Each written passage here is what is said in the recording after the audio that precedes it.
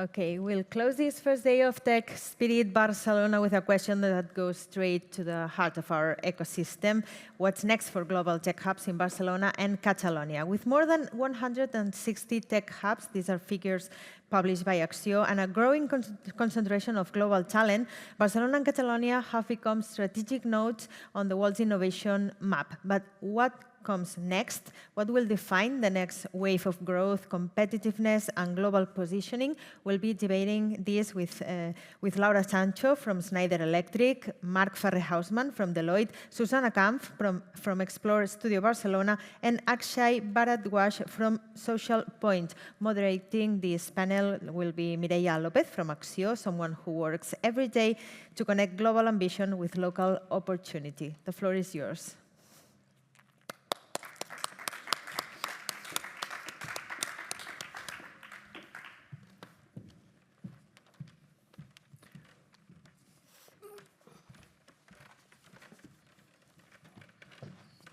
Good afternoon, and thank you, everyone. Today, we had the last turn, so thank you to the audience and also to the panelists to be here, despite we are in the final session of the day. My name is Mireia López, and I'm the head of investment promotion at Catalonia Trade and Investment. I feel honored to moderate this panel for the third year in a row. This year, we want to talk about a special emphasis on the shift we are seeing in the market, in the tech hubs marketing, and where are we heading as tech hubs? To explore this properly, we are very lucky to count on what I believe is a very perfect match of profiles and companies, giving us a global perspective of what's coming next. Let me briefly introduce our speakers. First, we have Laura Sancho. She leads IT and finance DevOps initiatives across region at Schneider Electric. Her perspective shows how technology and digital infrastructures help organizations become more efficient, resilient, and future-ready. Thank you, Laura, for being here.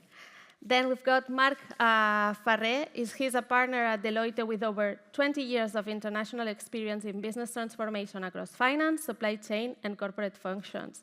His strategic outlook and experience guiding complex transformation makes him an inspiring contributor to any conversation about future tech ecosystems. Thank you for being here. Susanna Kamph. She's a design and innovation leader with broad international experience, working at Xplore, part of IKEA. Her vision highlights how design and innovation can create meaningful and scalable impact, focused always in user experience. And last but not least, it's a pleasure to have here Akshay Bharadwaj. It's the CEO of Socialpoint. He drives teams focused on innovation and the creation of new digital experiences. As I was saying, it's a pleasure to have you all here. And let's start talking a little bit of introducing yourselves and your company and what's the role you're playing in it. If you want to start, please, Laura. Yes, so you introduced me very well. So, Thank you. As you were mentioning, my name is Laura Sancho. I am the IT director for Schneider Electric in Spain and Portugal. For the ones who don't know it, Schneider Electric has as an ambition to drive sustainability and efficiency in companies, industries, houses, etc., by electrifying or optimizing energy consumption. So that's my role. Super. I go? Okay, very good. Sure, Hello, go everyone. I'm Susanna. I am an Xplore Studio leader here in Barcelona. And to put a little bit of context, Xplore is the global innovation organization of Inca Group, which in turn is the largest retailer of the IKEA franchisee system. So my role here is to set up and establish this global pilot as an open innovation capability to explore, develop, and test future retail solutions together with the ecosystem of Barcelona. Interesting. Thank you. Yeah, my name is Marc. I work at Deloitte. Deloitte, we are about 12,000 employees in Spain. Out of those, 2,000 work in what I would call the digital hub of Deloitte. So we are working in the operate space in areas such as cybersecurity or procurement or finance. And we work for international clients, and our value proposition is to move from a human-centric workforce to a digital one, so that our clients can reinvest the resources that we free up in order to make innovation and develop new products. Thank you. Well, pleasure to meet all of you. My name is Akshay. I currently head Socialpoint. We are a mobile gaming company. Socialpoint is, I'd say, a child of Barcelona. Born and brought up in Barcelona. I've had the privilege of leading it the past 3 years. The company is focused on building mobile games for global audiences. And like we say, we are taking Barcelona to the world and also bringing the world to Barcelona by bringing world-class talent to make the best gaming experiences happen. Thank you very much. To continue with, if you could explain us a little bit on the operations that are led on your hub and what kind of developments and technologies do you deal with currently?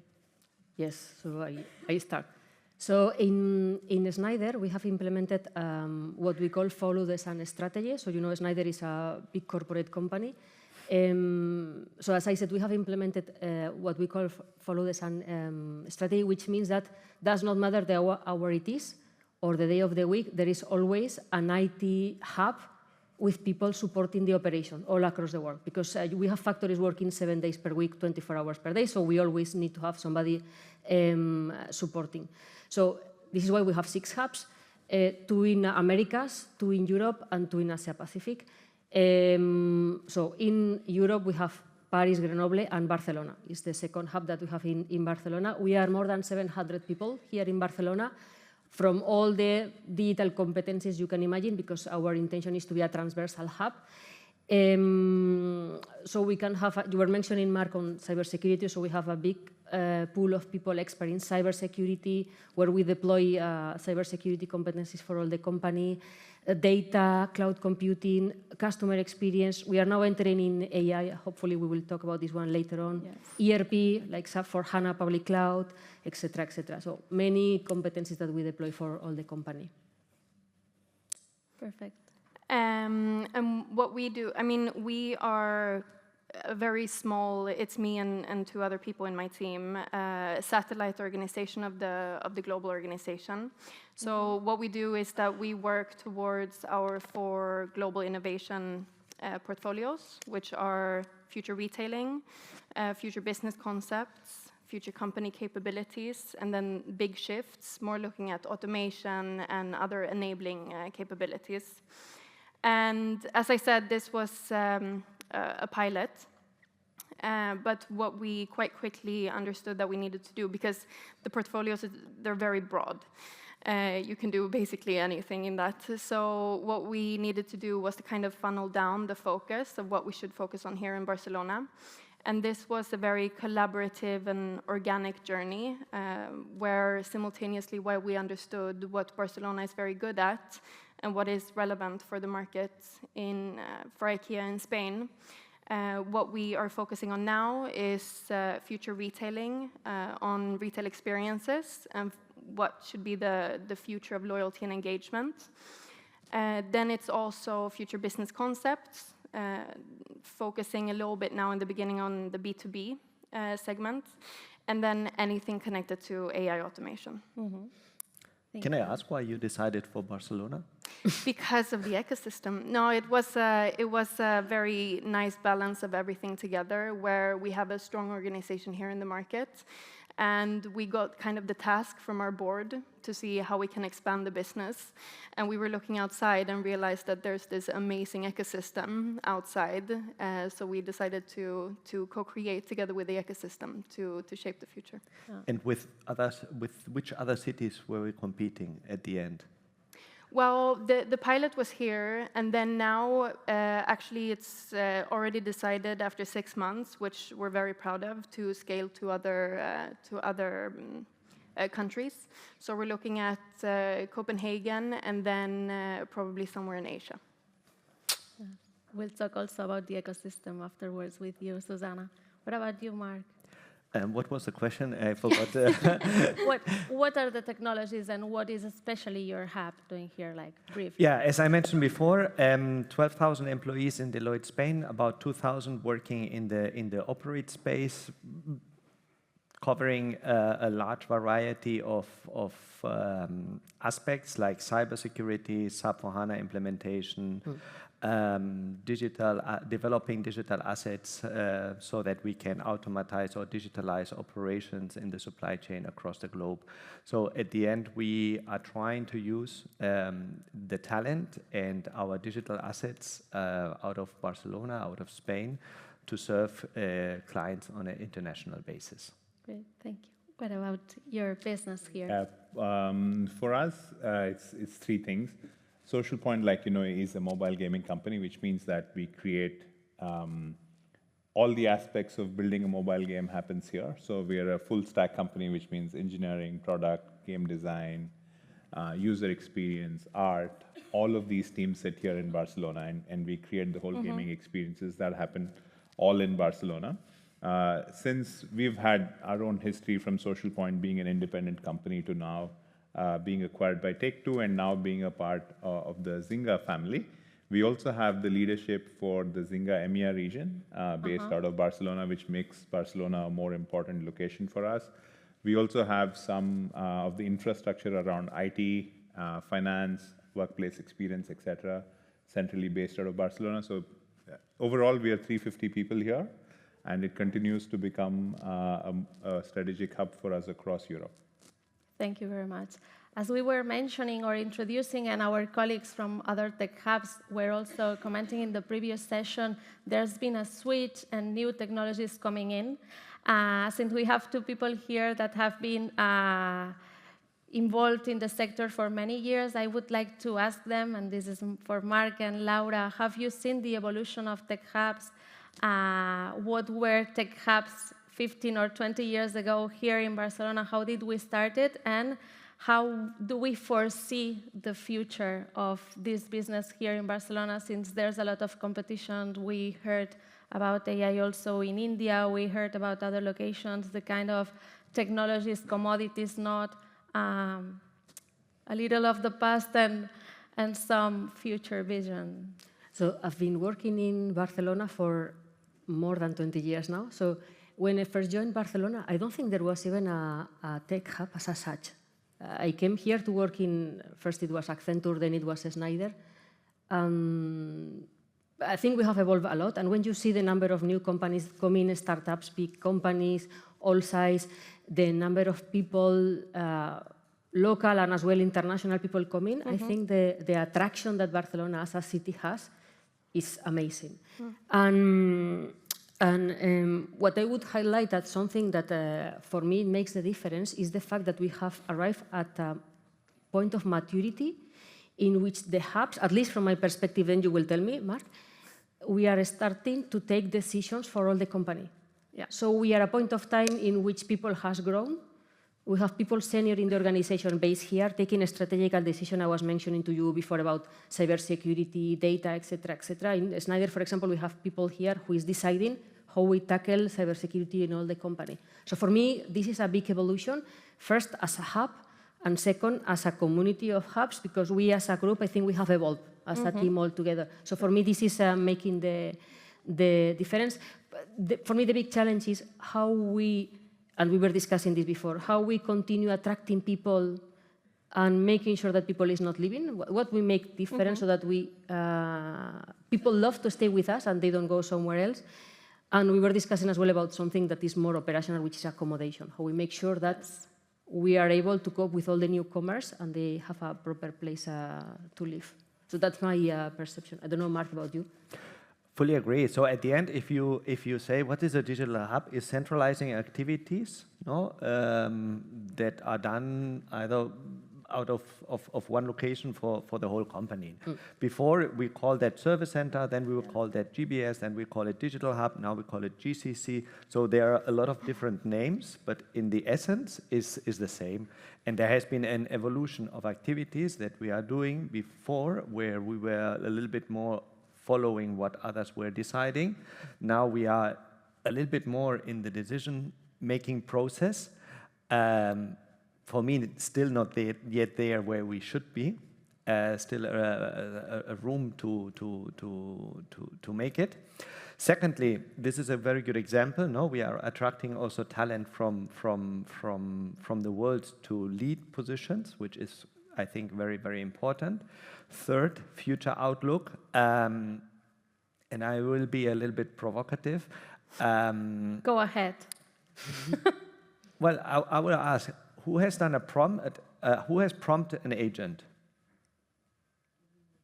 I mean, I've An AI attempted agent? to. An AI agent. Yeah. It's super easy. Yeah.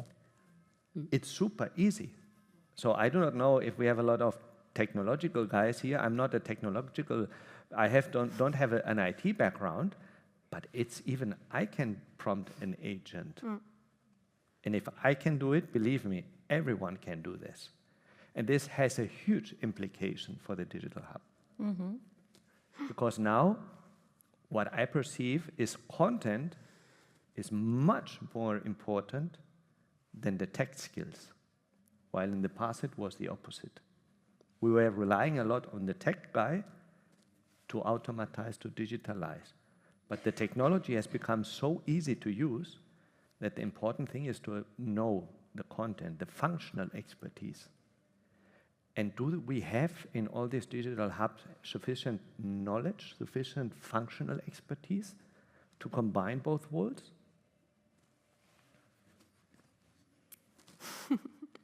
Interesting. Let's move now on to the ecosystem. I would like Akshay and Susanna to answer and to comment a little bit on how do you see and how did you feel the ecosystem when you arrived in Barcelona? What would you highlight as international companies coming here of our tech ecosystem, and also what are the challenges and the strength of it? If you want to start, Susanna. Yeah, sure. As I was saying, that we're a global pilot, and already after 6 months, it was kind of put like an approval stamp to go ahead and scale to other countries. And I think that I know that the ecosystem here in Barcelona was a huge contributing factor to reaching that level of success. Because I think for us, it's first of all because of the huge talent that is here, but then also I think it's speaking as a not expert. So, but for us, it's been very easy. I think Barcelona is at a level where it's rapidly growing and it's globally relevant, especially in Europe. But I think it still is, or at least it gives a sense of being intimate enough for new players to come and enter and be part of the conversation. And I think it's super clear that whenever you approach someone, they're super supportive of trying to connect you with people and trying to support you, because I feel like everyone understands that if one player succeeds, it's also building and growing Barcelona. And I think one thing that has also been super attractive here, and the more I work with the talent, is that there's this incredible balance between creativity and technology with the talent, that the lines are a little bit blurred, which I think for us is a huge, it's very attractive, and it gives this little competitive edge if you compare it to other places that we've interacted with. What about you? What's your experience, Akshay? So my thoughts on the ecosystem, how I perceived it, and challenges, right? So Yes. So for me, it's been an interesting journey, actually. So when I go back, and it's 3 years since I'm here, what I perceived Barcelona to be before I arrived, and what it is, I think that's the right thought in my mind. So, Barcelona has surprised me in some areas, and I feel like I'll get to what areas could have worked better, right? So for me, first of all, like I do agree with Laura when she says that it's a vibrant ecosystem, it's very welcoming, and it's true. And once you experience it, you see that there's depth of talent, not only local talent, but also a lot of, let's say, world-class talent that has moved here, more specifically, which is why we are successful in what we do. We're able to, build that together. For me, what I also believe is Barcelona is a mix of creativity innovation and also research. Like I see a good mix of very different things that are important for us as a business, because we need to be more multidisciplinary to be able to succeed than a regular business, because we have to succeed in many functions to be able to offer a creative experience that everybody enjoys. And for me, the depth in multifunctional fields was surprising to see, and I was positively surprised. And there is, and like I said, going back to talent, we see talent very loyal, very committed, very mission-oriented. And this may be more, I may have the sampling bias of my own company, but it's true, and that's been my experience here. What I would like to see more of is, I feel like when I came into Barcelona, I do feel that language was a barrier. I do see a lot of forums, mostly in Catalan and Spanish, and it was hard for me to make through. And I want to thank Acció specifically, because especially Jordi here, like it was instrumental for us to break those barriers. And in fact, even with my own move to Barcelona, it took me some hurdles to cross. So some of these, when you're coming into the city, can be more overwhelming, and it's not as easy as you would anticipate. But those are, let's say, more structural and so on, right? Not necessarily only related to the business ecosystem. But I would like to see more of, let's say, language neutral or English-led, more open forums with more of your peers at different levels. And it does happen in smaller groups, but it's not, let's say, when I compare it to more successful, bigger hubs outside in the world, like I would see that Barcelona has a lot of potential, but there is still some hesitation. And I can't really pinpoint to what it is, but I do feel like we are not fully embracing that potential and going aggressively behind it. So that's what I feel is the space for growth for the city. We have the talent, we have the potential, we have the capabilities, but how do we aggressively go towards path? Potentially AI is one of those areas that can accelerate this, where it evens out, like Marc said, any barriers we have. Thank you very much for that insights. To continue, the must question, AI, how is it impacting your organization? How are you, and how do you think it's going to shape the future of tech hubs? I know this is a difficult and long question to answer, but a little bit on comments on that, if you want to start, Laura. Yes. So from a Schneider perspective, we have two different angles, because AI is in the heart of our value proposition. So when we go to the customer, part of the offer is including AI. Because when I was talking at the beginning that we optimize energy consumption, we have a smart forecast based on solar energy production, etc., etc. This we do with AI. So this is one part of what we see, for sure, and we have to be role models. And this is where it goes, the second part, which is how we use AI internally to manage our efficiency. Yeah. So we still need to grow a lot internally. We have all the different tools that chatbots, assistants, Copilot, we develop with Copilot, etc., etc. But I think there is still a journey to go to the next step. I agree with what you were saying, Marc, in the sense that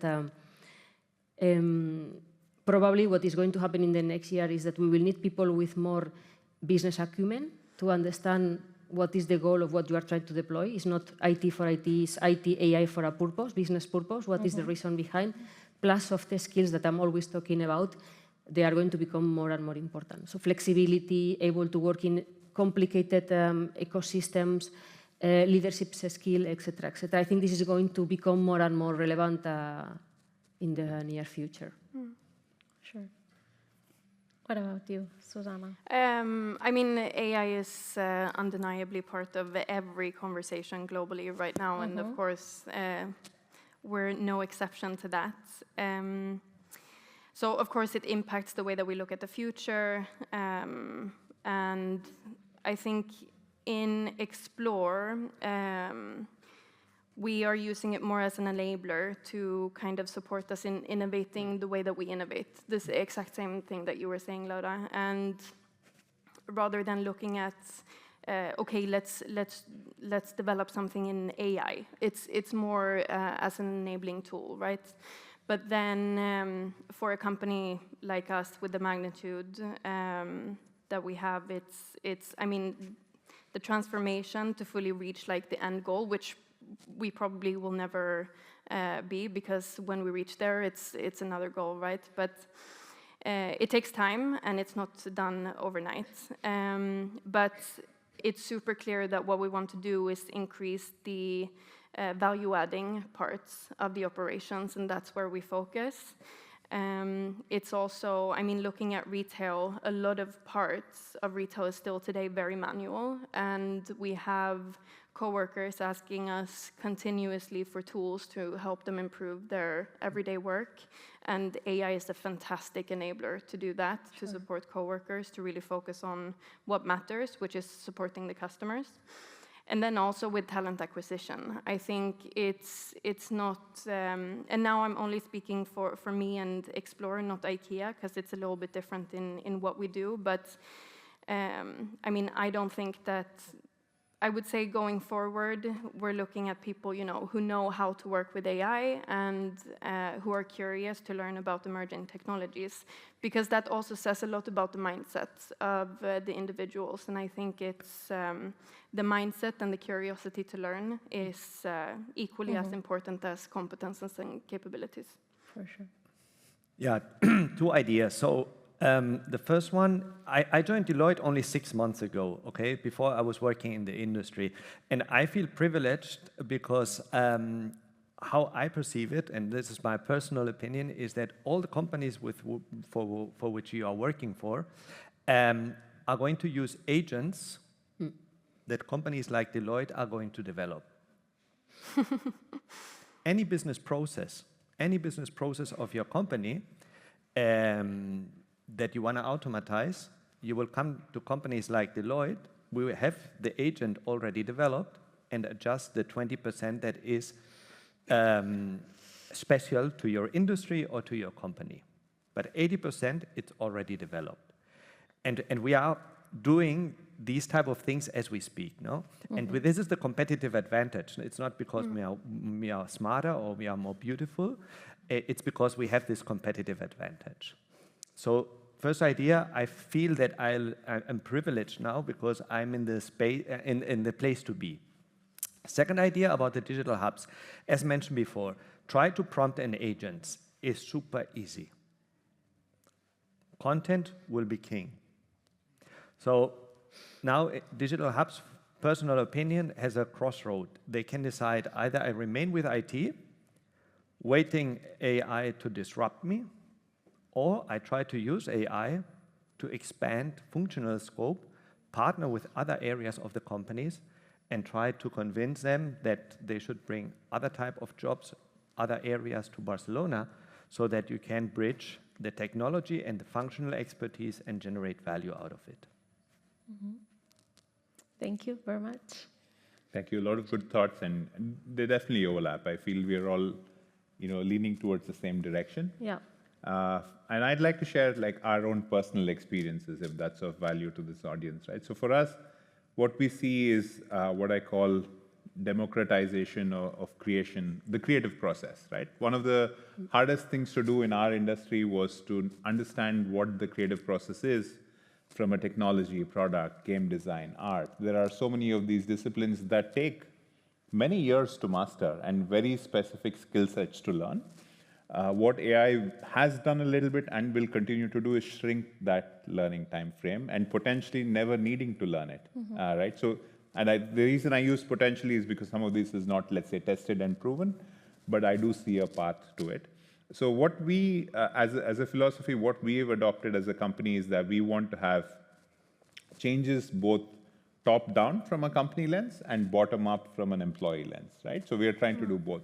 When I say top-down, when I look at my role, I'm trying to achieve sometimes opposite outcomes, and they need to be balanced, right? We want to have our employees be more creative and productive, and we're also trying to manage what are the costs we have to run a company. And ultimately, more successful companies have a good balance of costs and, let's say, more revenues, right? So this is how we find the balance. So top-down, we are trying to find productivity gains. We have now engineers, designers, artists. In fact, we have Gemini available to the whole company, and everybody uses AI on a daily basis, which brings me to the bottom-up point, because I feel like we'll have to let employees surprise us as to how they use AI to make their own lives better first, internally believe that this is going to make them a better professional, and then lend it to their job, and hence lend it to the game and to the company. So this is the learning process, but the learning cycles are very quick. They are no longer many months, many years. It could be a few hours to a few days to a few weeks. And you could create something that would take many months to years, like I said, in a very, very short span of time, to a reasonable amount of, let's say, satisfaction, to an 80%, 60%. Is it world-class? Probably not. And that's where you'll have to do refinement. But you can get off the ground far more quickly. And I agree that the mindset, there is going to be, in my opinion, a new wave of an employee, or a new, I'd say, a new characteristic or an attribute of an employee that we look forward to in the future, which I think will be driven by curiosity, will be driven by the ability to learn and to be curious, and no longer by the degree you had in college or how many years of experience did you have. So the resumes are going to evolve, they're going to change, and I'm curious to see what that looks like. But this applies to everybody in this room, which is for the folks on the stage, to everybody in the audience. It's here, and the faster we can embrace it, I think the faster we'll learn. Would you hire someone that is not using AI? Today? So for me, I hire based on learnability. Even if they don't use AI, are they open to learning AI is really the fundamental question. Because we do see in some disciplines, there is still resistance to AI for a bunch of real reasons, right? Like, for instance, art. Copyright and legal is a big challenge, right? And these are real reasons. You don't want to be able to deny them. But if you're an artist who's ready to evolve in this process, why not? I mean, that's the way I see it. But there will be a time, to your question, like a few years down the line, when it would be very hard, because if you've used AI for, let's say, many consecutive years, what you would have become as an employee would be very, very different compared to somebody who's not. So, like we call A/B testing in the tech industry, like the A/B tests would clearly show, a big deviation over time. Thank you very much for your inspiring answers. I think we've been all thinking like one step forward of what we used to think. It was very interesting having you all here. Thank you to the audience also for being here today with us. From Acció and the Barcelona City Council and the Mobile World Capital, we will continue following and supporting the evolution of these tech hubs through our Tech Hubs Forum program. It's a challenging moment, and we will be there to see how do we face it, and how do we see how the ecosystem and how do we evolve here in Barcelona and Catalonia and face these challenges we were saying. We look forward to see you at our next session during Mobile World Congress. We'll be presenting the results of the new study. And to end up, thank you again for this panelist. It was a real pleasure to have you here. And have a good afternoon, everybody. Thank you. Thank you.